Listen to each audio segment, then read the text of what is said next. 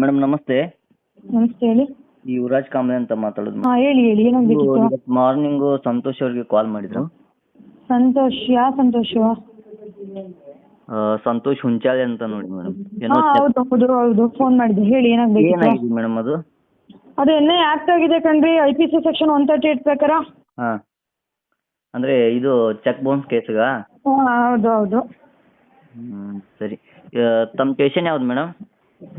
ನಮ್ಮದು Bengaluru west police station, JP Nagar. ಹಾಂ, ಮತ್ತು ಚಿಕ್ಕೋಡಿ ಅಂತ ಹೇಳ್ತಾ ಇದ್ರಿ ಅವ್ರಿಗೆ? ಯಾರಿಗೆ? ಅವ್ರಿಗೆ. ಪೊಲೀಸ್ ಸ್ಟೇಷನ್ಗೆ ಬರಲಿ ಅಂತಲೇ ಹೇಳಿದ್ದು ನಾನು ಅವರಿಗೆ. ಹೌದಾ? ಮತ್ತು ಬೈತಾ ಇದ್ರಲ್ಲ ಮೇಡಮ್, ಯಾಕೆ ಏನು ಹೇಳಿ? ಬೈತಾ ಇದ್ರಿ ಅವ್ರಿಗೆ?